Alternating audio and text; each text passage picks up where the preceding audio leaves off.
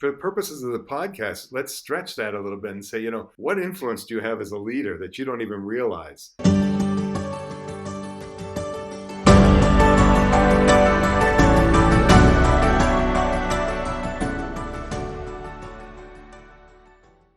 Welcome to the Signature Leadership Show.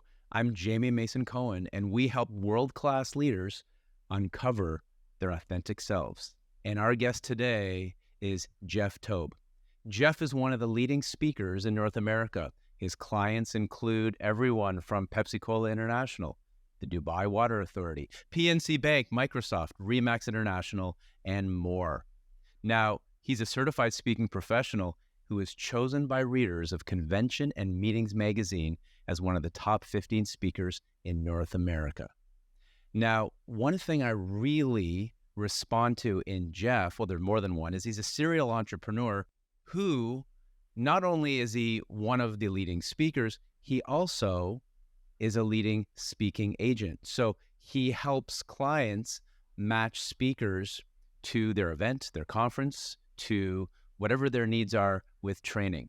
And that's how Jeff and I met. We met through a speaking group, and we ended up working together on a project that has gone on for the last few years. Jeff, welcome. Thank you so much, Jamie. I'm humbled by that. And I have to say, one thing that strikes me is that, and you found this out in your research, that being one of the top 15 speakers in North America, if I was anything 14 or lower, I would have been the top 13 speakers or 10 speakers. So obviously I was 15th. I don't know, but that's still an honor. Thank you. And thanks so much for being here. My pleasure. Looking forward to it. Jeff, I would love to jump in and ask you, before you were a speaker and a speaking agent, what did you do professionally? So that's a mixed bag. I had my own marketing and advertising firm in Dallas, Texas for 12 years. And it seems like a long shot to get into the speaking business, but we had won all kinds of awards for creativity and promotions. And the International Association that awarded them came to me and said, would you put together a 90-minute talk for my colleagues at a conference? And I did it. And you know the story. 2 weeks later, I got a call from somebody in Wisconsin. They said, we heard you in Dallas. Would you come to Wisconsin and do that? I said, sure. They said, what do you charge? I said, charge? You get paid to talk? And that's literally how I ended up in the speaking business. I spent the next 2 years, I had a wonderful staff. And so I spent the next 2 years kind of playing at speaking, decided that's what I wanted to do full time. So I sold the company and moved to Pittsburgh, Pennsylvania 30 years ago. And the rest is history, so to speak. So. And so I love that. I love how there was an opportunity presented itself and you listened to what the moment gave you and you jumped into, and which created a career for you. You know, Jamie, that's a key that I'd love to stress is that, I love to say, listen to the environment for whispers of opportunity. And I really have always lived that. And I think the most effective leaders that I've worked with do the same thing. They're constantly listening. And maybe it's more of an entrepreneurial thing, I don't know. But unfortunately, I act on many of those opportunities as well. So you said serial entrepreneur, and I take that as a compliment. Some people think that it's a negative, but I have lots of ideas and I am a risk taker. Those two things combined make for a lot of different business opportunities. Yeah, and you talked about those whispers of opportunity or possibility, which is a concept in your book, Coloring Outside the Lines. And I'd love to just talk a little more about that for a moment. So we're living in it's a bit of a cliche at this point, but volatile, uncertain, ambiguous world, which you could say that about any generation. I think that quote was created in the early 1980s. We really are now, though, in the speaking world. If someone was to dive into this particular area, which is uncertain, to be a speaker, what are some of those ways that they could develop these whispers of possibility to see what the market is asking of speakers right now? Yeah. So I happen to coach emerging speakers as well, another part of my business. They're all natural parts of the same business. And a couple things. First, you mentioned Coloring Outside the Lines. Thank you for the plug for my first book. But my whole life, my company name is Coloring Outside the Lines. I've always believed that we've got to push ourselves to get outside our comfort zone. I like to say that everyone has an edge of the page. I encourage people to find the edge of their page. And coloring outside the lines isn't as risque as it sounds. But specifically to your question, I tell new speakers, the way to look at it is a concentric circle. And if you think of the Target logo, or just a target, and you're in the middle, the way to look for opportunities, I think, in this business is, what's the first circle immediately outside of you in the middle? Where do you have the most credibility? In other words, people come into the speaking business and they're brilliant in an area. I just have a new client that I'm coaching, and he literally is, for lack of a better word, there's another title, but he's a rocket scientist. There's no other way to say it. And I love working with him because he said, who wants me as a speaker? Although he's been doing a lot of speaking over the years in a large organization. So we kind of drew those circles, and I said, where do you have the most credibility right now? And he gave me a list of probably 6 or 7 different areas. And all we did was kind of start looking for opportunities in those areas where people would say, oh, not that they knew him, but his expertise is perfect for my group. And that's kind of how, that's a marketing approach, if you want to call it, but it's also, how do we look for those opportunities? The last thing I'll say is that the opportunities are there. It's just far more competitive than when you and I started, I think. So same opportunities, but I think it's about thinking differently than we have before. I'll give you another example. Another client that I coach spoke here in the States for a statewide association, and got a wonderful review and testimonial. And I said, but there are 49 other states that have the exact same association. That's a natural opportunity that you haven't even considered. And he was blown away by that. To me, that's what I've done all my career. But we have to, I think it takes training to train our minds to look for those opportunities where other people see only limitations. And that's what was in my book, by the way. Yeah, it's looking for those opportunities where other people see limitations. Just Exactly. one more question along those lines before we move on is, recently I had another speaker, one of the top speakers in Canada and beyond, on technology. So he speaks for Google and TikTok and the leading companies in that field and AI now. And he said that he thought that speaking is more things that you already have, not necessarily what you develop. This is his thing. He said everybody thinks they can jump on a stage, and if they really put their mind to it, and be a speaker. And he disagreed with that after being a professional speaker for close to 20 years and a successful entrepreneur before that. What are your thoughts on when you're coaching emerging leaders? And I'm happy I know that now, so now I can refer people to you, because people are asking regularly, how do I become a speaker if they're successful in another field, as I'm sure you know, is how much of it is nature, that it factor, they're born with it, and how much can they develop into a world-class or a nationally recognized speaker? See, and here's where I differ, because I don't think it's about speaking ability.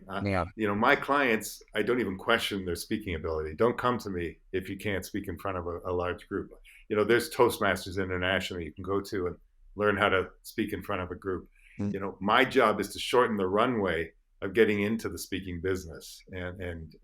And so I believe that it is innate. A lot of it is innate, but it doesn't matter how great a speaker you are. It's how do you market yourself? How do you find the opportunities? Sorry to go back to what we were just talking about, but it truly is about, I've got the skills. What do I do with it? And I really stress to emerging speakers, and believe it or not, we've been in this for so long that it doesn't even faze us, but they don't realize it's a business. This is not a hobby. And maybe you can make it a hobby and, have some fun at it, and some speakers do. But if you're not approaching it as in every way as I am leading business, a team, because we all have a team, maybe it's virtual and maybe it's only part-time, but we use outside resources all the time. And you've got to have those leadership skills as well. And it scares people away. And that's my goal initially, before I take on a client, is really trying to scare them away of the business. And if they still stick around, it reminds me, Jamie, many, many years ago, I was in Jamaica, and they had one of those scuba diving classes in the pool. And then you went out and you did a 30-foot dive. And it's the same thing. Like they tried to do everything they could to scare you enough that you wouldn't go do the dive. You are going to die if this happens. And I don't know why I use that analogy, but that's the kind of thing I think of with speaking and leadership as well, is that you got to know what you're getting into. So. I appreciate that you started there, because I have had a similar experience, not in coaching, but when people ask those questions, the first thing I say is, well, what's your commitment level? Like, are you willing to do this full time? No. I'm just, dabbling. Right now I'm doing like 2 or 3 a year for free at some event. I said, okay, with all due respect, that is not what we're talking about here. To be a professional speaker, from my experiences, if I didn't go all in, then I don't think we would have met and we wouldn't be having this conversation. No, exactly right. Yeah, you're exactly right. Now, I'd love to switch gears a bit, and I'd love to hear a story that you said is paramount to the theme or the purpose of all of your work. And that was a poem that your father first shared with you when you were 10 years old that became the foundation of one of your books and also the foundation of your speaking career. Can you share that story for us, Jeff? Absolutely. So I was 10 years old, and that was only 30 years ago. No, kidding, a long time ago. I was walking home with the worst report card I'd ever received. I mean, not only did I have bad comments, I used to be the kid that got the comments, Jeffrey has seen the hallway more than our janitors. Jeffrey is on a first name basis with the principal. Jeffrey won't stand in line when told to. That was my report card. I was a good student. I got A's and B's, but I dreaded those comments. So I'm 10 years old, walking home now with the worst report card I'd ever received, because not only did I have bad comments, but for the first time ever, I had a U. And if people don't know what a U is, it was unsatisfactory in arithmetic, I think. And I was scared to go home. And I was standing on a bridge, small town in Ontario, Canada, where I grew up, and overlooking a beautiful river below. And this thought, I don't know what happened. The wind blew. And anyway, my report card ended up in the river. And I ran home thinking my dad will never know. Well, 2 days later, he came to me waving 2 things in his hands. One I recognized as my report card. I remember looking at him, looking at it and saying, you swam for that? What a cool dad. But with his other hand, instead of saying, and in those days, you have to understand how old I am, instead of doing what I thought he was going to do, with his other hand, he handed me a copy of a poem and he said, here, read this. And I have shared that poem with thousands and thousands of people. At the end of all my presentations, I talk about a customer experience, how to make the leap from customer service to customer experience, but it's called coloring. And I've shared it worldwide. It's the first line is coloring outside the lines is scary business. And that's how I developed the name of my first book. That's how it's now my legal trademark. It's the name of my company. So it has definitely influenced my entire career. And I do have to tell you the rest of the story. There used to be a radio announcer used to say, and Paul Harvey used to say, and now for the rest of the story. My dad came to hear me speak when I first started in the business. And I shared this story in front of the audience and shared the poem. And he came up to me at the end and he said, I remember the poem. He said, I remember who gave it to me. I don't remember giving it to you. So you never know. There's a lesson there that you never know what's going to influence your kids throughout their lives, right? That you thought was incidental. So that is the end of the story. I love that. I love it also that it's dual gift. There's reciprocity in that gift. It's the gift you gave him by sharing with him through your work. Yeah. That this is an impact you had on me. And for him to hear at that stage in his life, that impact. For the purposes of the podcast, let's stretch that a little bit and say, what influence do you have as a leader that you don't even realize, as a mentor, where 20 years, 30 years from now, somebody's going to be saying, I remember a manager I had who was an amazing leader, and here's what they did to help me with my career. So no matter what we do for a living, we're on stage, I like to think of it, right? And we're always on stage, and it's an awesome, in the true sense of the word, it's an awesome responsibility. It is an awesome responsibility. And there's a concept in your book, and it's a different Harvey, I believe. You mentioned Paul Harvey I was young, but I think he was that famous announcer from the 50s to 80s, I'm going to guess, in that time frame. Yeah. And my father would play on the radio from time to time in Canada, where we are in Toronto. But in your book, Creating Outside the Lines, coloring outside the Coloring. lines. Yeah, Although coloring outside the lines. I would say creating outside the lines is part of it. So it was a Freudian slip. Maybe that'll be the next sequel. I don't Yeah, know. yeah. I think that was a positive Freudian slip, if I must I say. love it.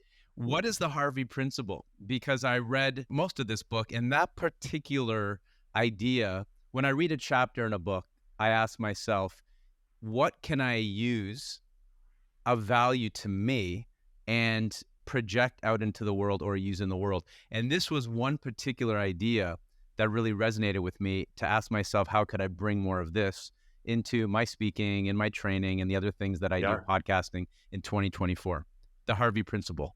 Well, it's kind of what we talked about. The end result is seeing invisible opportunities where everybody else only sees visible limitations.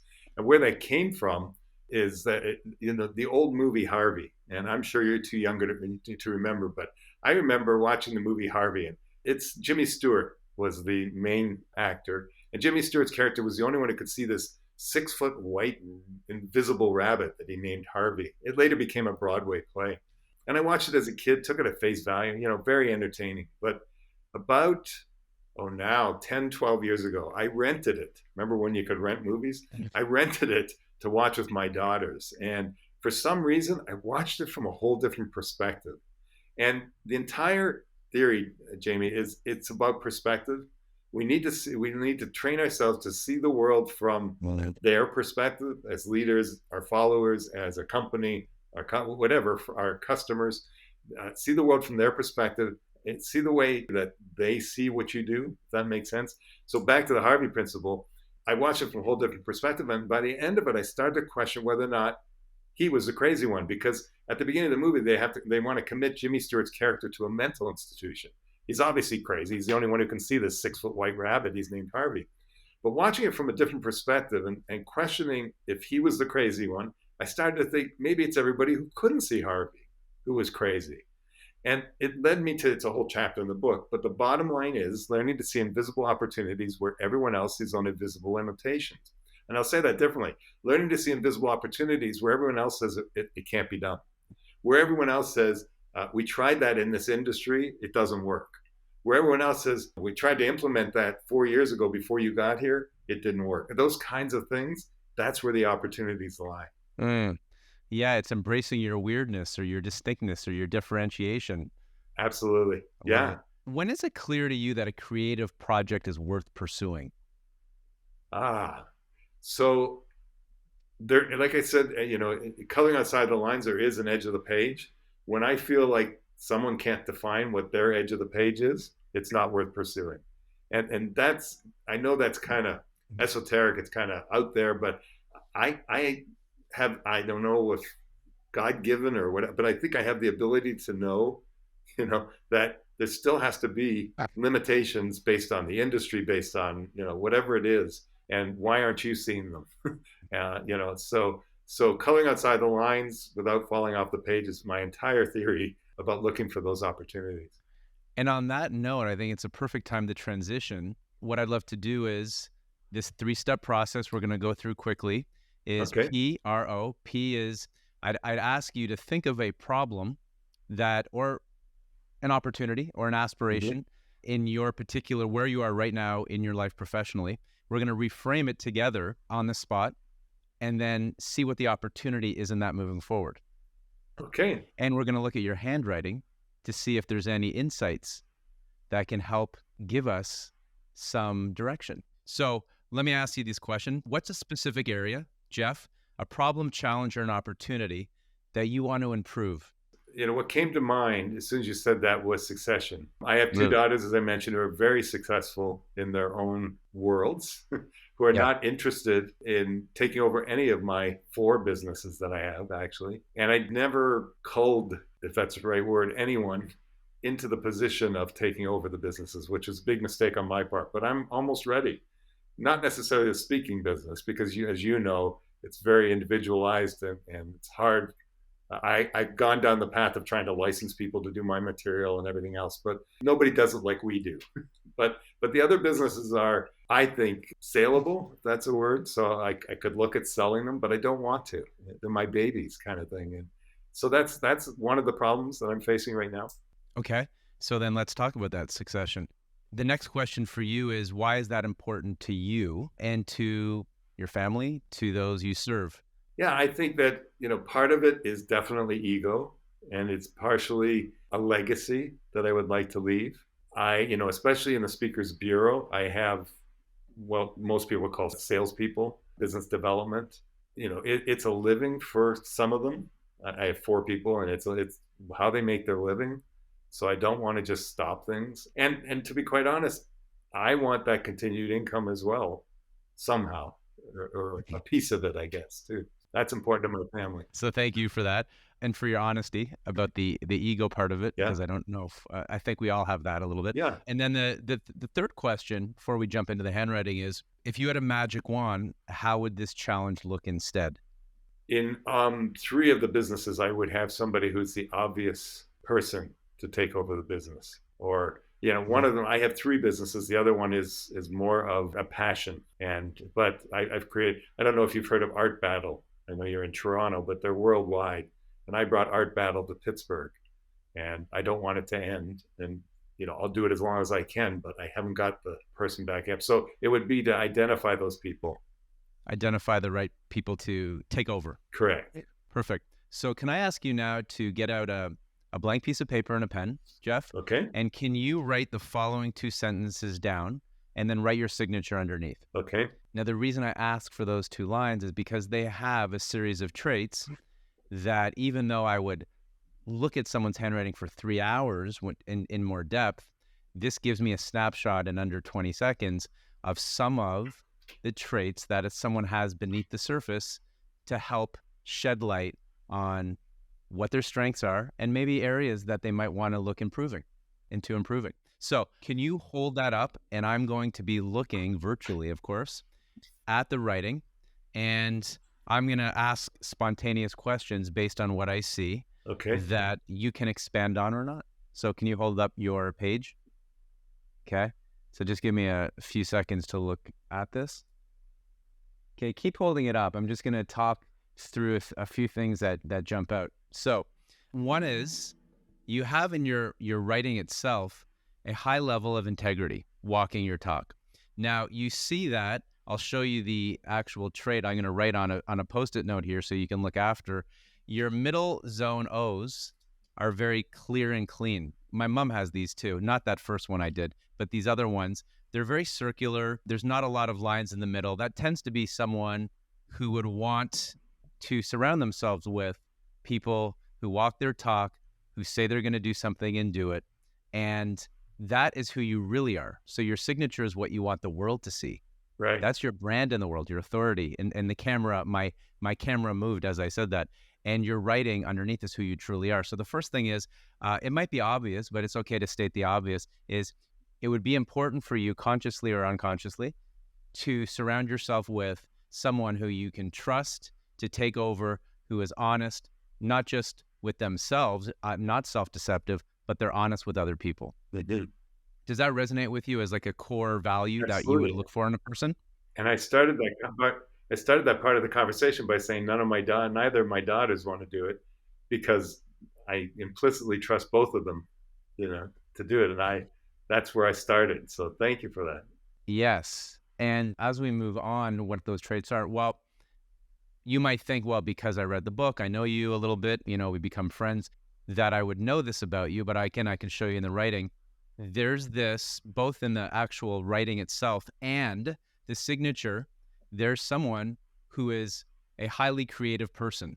So creativity can come through in many different ways. If you look at your actual signature, I'm looking at your signature and off camera here too, is there's high loops, and it doesn't even, I'm not looking at the actual word, the loop in your signature, there's a loop on the last part of the thing. I'm not even sure, maybe it's a B, Jeff Tobe, Yeah. but that loop there, that high loop, represents imagination.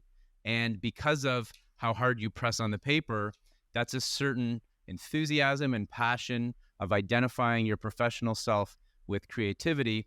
And also in the J, in the Jeff, you have this big looping That's actually the T, believe it or not. T. Yeah. Oh, it's a T. Okay. Yeah. So I was wrong with letter, but the actual, I'm looking more for the loop than the letter. Right. And you also have that big upper loop on the top, which when you have that big upper loop here, whatever that is, I can't do the exact trait, Yeah. that also represents in the upper half, that's our esoteric range, our imagination, it's our head. Literally, it's in the upper half. That's someone who has the ability to take novel ideas that seem disparate and connect them for something greater, or a third element or a third entity, which is what creativity is. It's applied imagination, according to Sir Ken Robinson. So that's a value that you just haven't read about. It's in alignment with who you are. Indeed. And again, projecting outward of what you'd want someone with integrity walking your talk.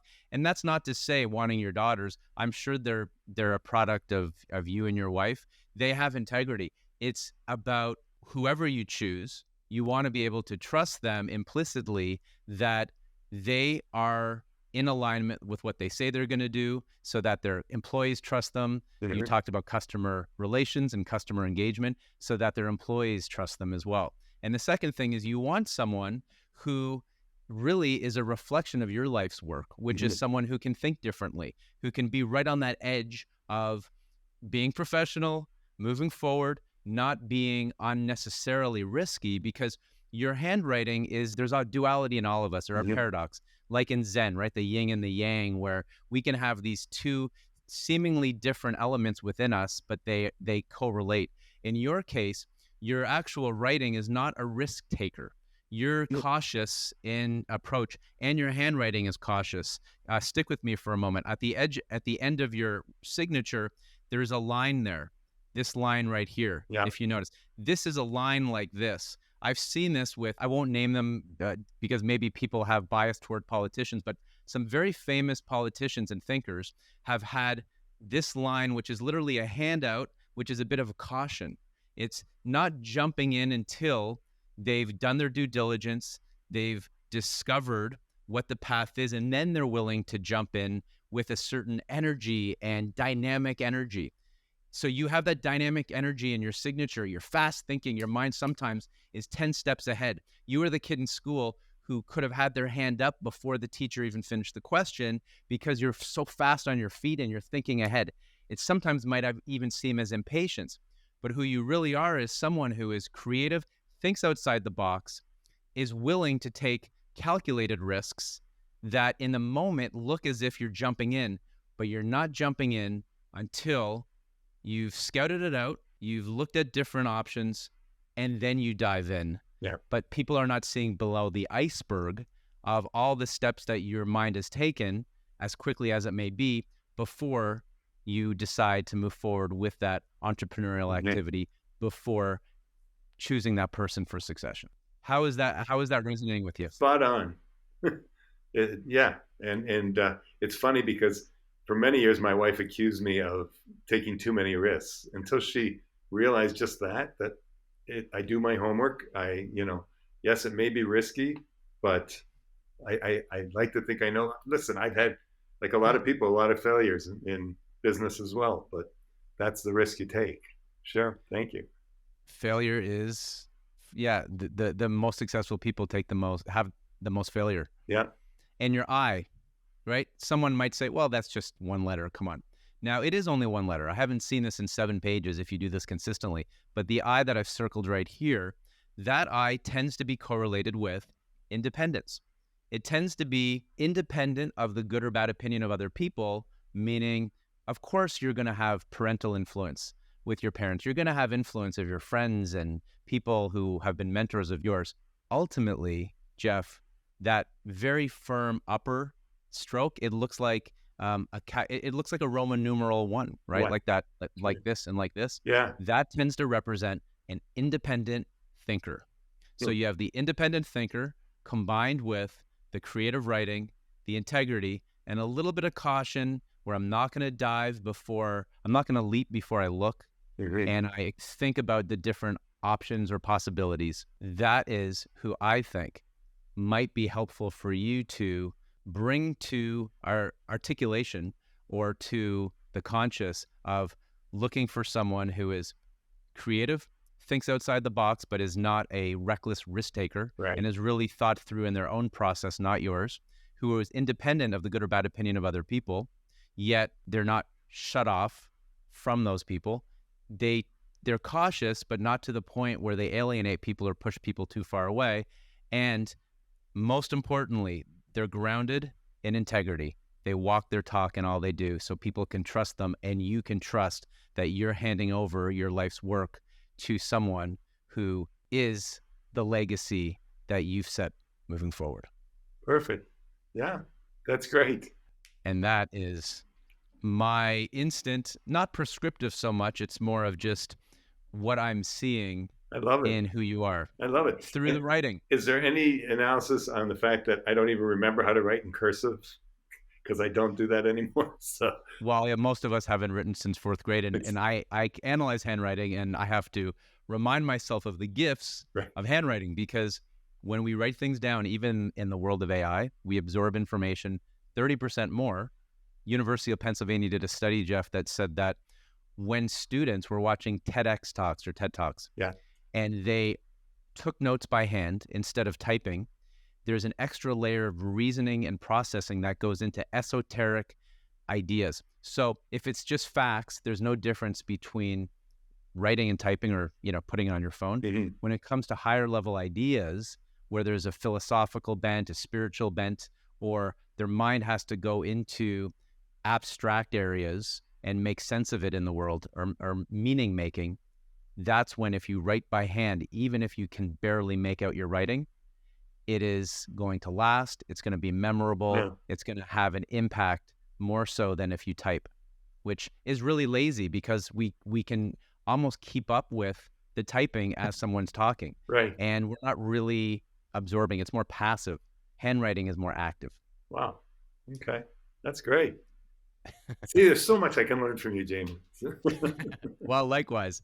I want to ask you and leave you with this question, which is 1 year from now, and I'm sure we'll talk before then, 1 year from now, what do you want to be celebrating when it comes to tackling this particular challenge or opportunity of finding someone to move your company forward, even if it's not going to happen in the year, but right. What's one thing you want to be celebrating along those lines, and what's one action you're going to take toward making that happen? Well, that's two different parts. I think that Yeah. First of all, a year from now, I want to celebrate that I've identified the right person to take over the Speakers Bureau. That's what I'd like to be celebrating. I think one action, I need to look at the 4 people involved now in a different light, according to what you've said, which makes total sense to me. And my initial reaction is none of them. And so maybe I need to look for that person starting right away. But, the but, the and, my next book is going to be what comes after the but, right? But so I try to train myself to switch it to and. And it's not easy, because it is a commission job. I think that one of the things I need to do is possibly hire somebody, paid position, that I think could develop into that role. Okay. Yeah. I think you answered both those questions. Yeah. I hope so. Perfect. I appreciate your openness with that. At the end of events, when I do workshops, one thing I ask audiences, I ask them to get into a circle, Mm-hmm. and we do a restorative circle or an appreciation circle, because sometimes, as you know, coaching people, sometimes it's good to ask people, even though I wasn't coaching, we were having a conversation, Mm-hmm. what their takeaways were or what was valuable to them, because we don't always know that until we write it down or articulate it, because different Right. people have different ways of processing. So I'd love to end on this note. What was an aha moment in this conversation, and what was one thing you appreciated about it?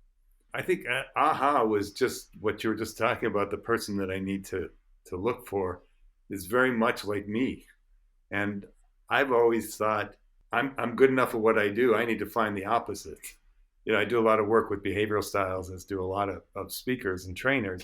And so I'm always looking for that opposite to complement me, versus finding somebody that's a lot like me to take it over. So that was kind of my aha. What I appreciated was your flexibility to go wherever your guest goes. So I appreciate the research you did. Not every podcast that I participated in does that. So thank you for doing that. And I appreciate you having me here in the first place. So. Well, Jeff, and I appreciate your presence. I appreciate previous working together, our conversations. I always gain a lot from, I'm always better off after the conversation than going in. I always feel more energy. And to me, that's one of the definitions of the type of people I want to be around. And you're one of those people. So thank you. Likewise. And thank you for making the time. Thanks. So this is Jamie Mason Cohen, and this is the Signature Leadership Show. Jeff, where can people who are listening to this find you? They can find me anyway. Last name is Tobe, to be or not to be, Jeff Tobe. My website is jefftobe.com, or just email me at jeff@jefftobe.com. Perfect. Have a good day.